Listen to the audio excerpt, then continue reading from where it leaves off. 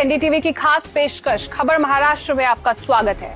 आज हम आपको बताएंगे महाराष्ट्र सरकार के बड़े फैसले, नई योजनाएं और वो अहम कदम जिनसे राज्य तेजी से विकास की राह पर आगे बढ़ रहा है। शुरुआत करते हैं आज की पहली बड़ी खबर से।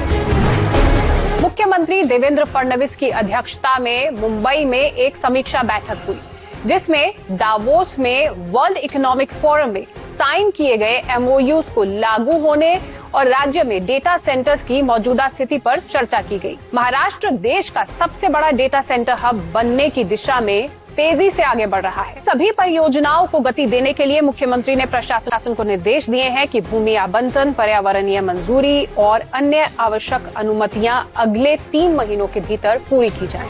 इसके अलावा दावोस में हुए समझौतों से जुड़ी परियोजनाओं की प्रगति पर कड़ी निगरानी रखने के लिए 10 वरिष्ठ अधिकारियों को विशेष जिम्मेदारी सौंपी जाएगी। राज्य सरकार सेवा क्षेत्र से जुड़े प्रोजेक्ट्स जैसे कि डेटा सेंटर, आईटी, फिनटेक और ग्लोबल कैपेबिलिटी सेंटर्स को प्राथमिकता दे रही है। मुख्यमंत्री देवेंद्र फडणवीस ने मुंबई में मुंबई टेक वीक 2026 की घोषणा की और इसका आधिकारिक लोगो लॉन्च किया। ये आयोजन जियो वर्ल्ड कन्वेंशन सेंटर में आयोजित किया जाएगा। India AI in action theme पर आधारित इस इवेंट में ओपन एआई, मेटा और गूगल क्लाउड जैसी ग्लोबल टेक कंपनियां भाग लेंगी। एआई हमारे जीवन के सारे क्षेत्रों को प्रभावित कर रहा है। ऐसे समय हम लोग उसको रोक नहीं सकते, हम उसका उपयोग कर सकते हैं। लोगों के सामाजिक आर्थिक विकास के लिए हम उसको डिप्लॉय कर सकते हैं और यही बात हमारे देश में प्रधानमंत्री जी ने एआई मिशन के माध्यम से की है। यही प्रयास हम लोग महाराष्ट्र में भी कर रहे हैं। महाराष्ट्र में कीट और रोगों के कारण प्रमुख फसलों को होने वाले नुकसान को रोकने के लिए कृषि विभाग ने क्रॉपसैट 2.0 नामक एक पहल शुरू की है। इस पहल के तहत विकसित महाविस्तार ऐप के जरिए किसानों को एआई आधारित फोटो पहचान, फसल सलाह, मौसम पूर्वानुमान और बाजार भाव की सटीक जानकारी मिलेगी। इसके साथ ही टोल फ्री नंबर 155313 पर किसानों को सीधे कृषि मार्गदर्शन उपलब्ध करवाया गया है। ये सुविधा राज्य भर के किसानों को एक ही मंच पर कीट और रोगों की सटीक पहचान के साथ फसल सुरक्षा से जुड़ी तत्काल सलाह प्रदान करेगी।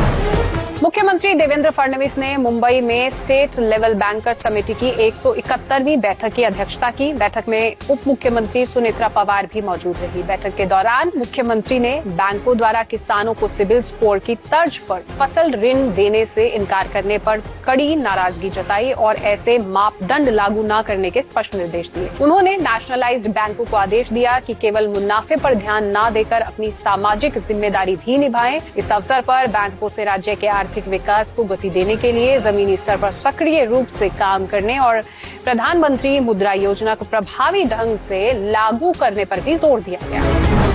उप मुख्यमंत्री एकनाथ शिंदे की उपस्थिति में ठाणे और आसपास के क्षेत्रों के युवाओं के लिए सीएसआर पहल के तहत एक अत्याधुनिक प्रशिक्षण केंद्र का शुभारंभ किया गया है। इस केंद्र के माध्यम से स्थानीय युवाओं को मुफ्त प्रशिक्षण के साथ साथ बेहतर रोजगार के अवसर भी मिलेंगे।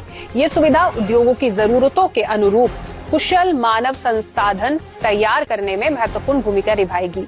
उप मुख्यमंत्री एकनाथ शिंदे ने कहा कि ये केवल एक भवन का उद्घाटन नहीं है, बल्कि हजारों युवाओं के सपनों को नई उड़ान देने का क्षण है।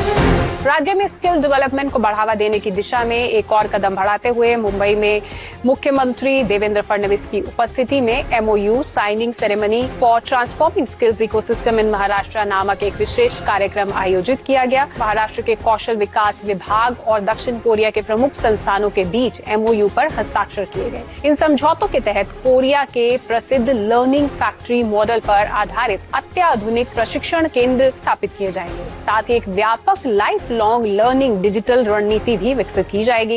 इसके अलावा Ratan Tata Maharashtra state skill university और कोरिया की KAIST संस्था के बीच साझेदारी के जरिए प्रोफेसर्स और छात्रों को पोस्ट ग्रेजुएट शिक्षा, PhD और संयुक्त अनुसंधान के अवसर भी मिलेंगे।